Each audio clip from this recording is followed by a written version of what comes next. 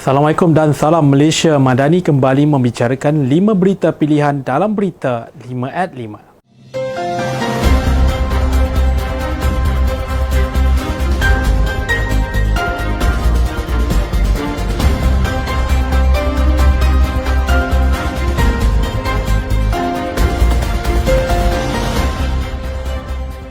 Barisan Nasional akan mengumumkan calon yang akan bertanding pada pilihan raya kecil PRK Kemaman pada 13 November ini.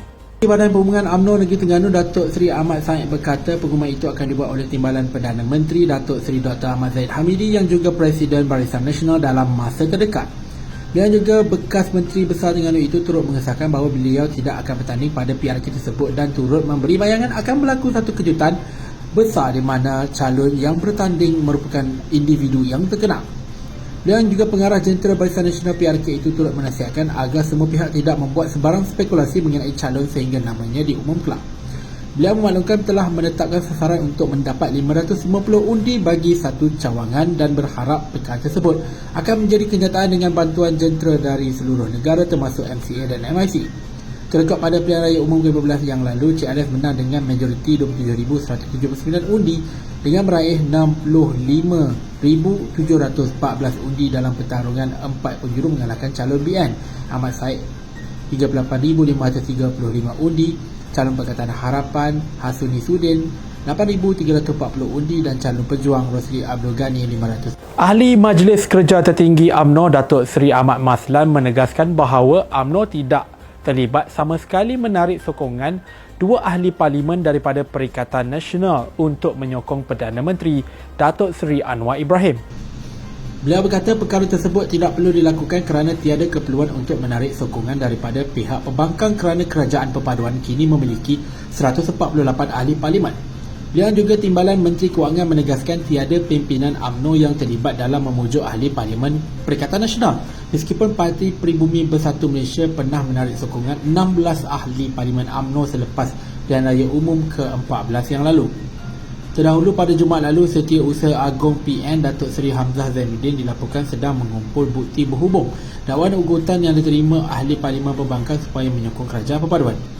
Dan juga Timbalan Pengurusi UMNO Johor menambah kesemua ahli parlimen tidak kira daripada apa jua parti terikat dengan Akta Anti Lompat Parti, di mana ahli parlimen tidak boleh sebarangan melompat keluar dari parti mereka.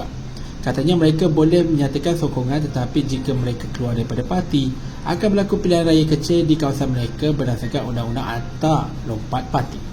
Pelepasan dan penghantaran bantuan kemanusiaan sebanyak 20 tan merupakan tanda solidariti yang tidak berbelah bahagi rakyat Malaysia kepada warga Palestin yang sedang menghadapi konflik.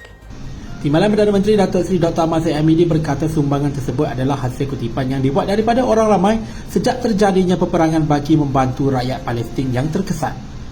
Beliau berkata penghantaran pertama ini adalah keperluan yang telah disenaraikan oleh NGO akan dihantar melalui penerbangan selanjutnya.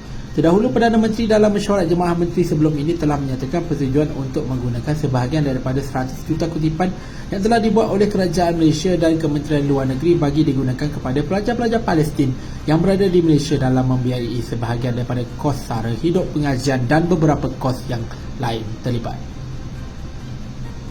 Beliau berkata ini kerana pembayaran terutamanya daripada ibu bapa mereka tidak diterima lagi disebabkan keluarga mereka telah tiada, punca kewangan atau sistem penghantaran telah terputus.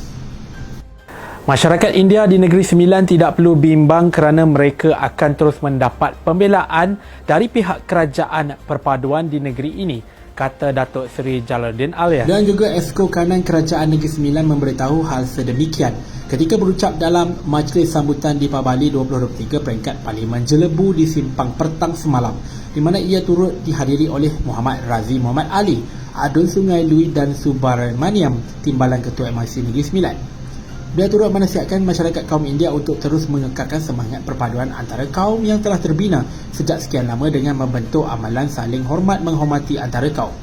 Dan juga ahli Parlimen Jelebu turut menyampaikan bantuan kepada 210 penerima asnaf dan kanak-kanak, di mana pada majlis tersebut juga diedarkan surat khabar Nogori Kita edisi Oktober untuk bacaan masyarakat setempat. Perdana Menteri Datuk Seri Anwar Ibrahim telah mengarahkan supaya projek pembangunan semula kawasan di Kampung Sungai Baru di sini tidak ditangguhkan lagi selepas tertangguh sejak 6 tahun yang lalu. Ahli Parlimen Titiwangsa Datuk Seri Johari Abdul Ghani mengesahkan perkara berkenaan dan berkata pihaknya dimaklumkan perkara itu pada bulan lalu menerusi pejabat Perdana Menteri. Jelasnya pejabat Perdana Menteri sebelum ini sudah memberikan penangguhan sehingga 31 Oktober dan kini pemaju yang dilantik perlu menyelesaikan perkara tersebut. Terdahulu pada Februari lalu, penduduk Kampung Sungai Baru menyerahkan memorandum supaya kerajaan membatalkan penangguhan projek pembangunan di kawasan itu seperti yang diumumkan oleh Perdana Menteri. Isu pengambilan tanah Kampung Sungai Baru membabitkan 67 unit rumah teres dan 14 blok Pangsapuri dikenali sebagai Pangsapuri Sungai Baru dengan proses pengambilan tanah bermula sejak tahun 2016. Sekian daripada saya, Muhammad Syarul Azlan. Jangan lupa temu janji kita Isnin hingga Jumaat jam 5 petang. 5 berita pilihan hanya di Berita 5 at 5. Assalamualaikum dan salam Malaysia Madani.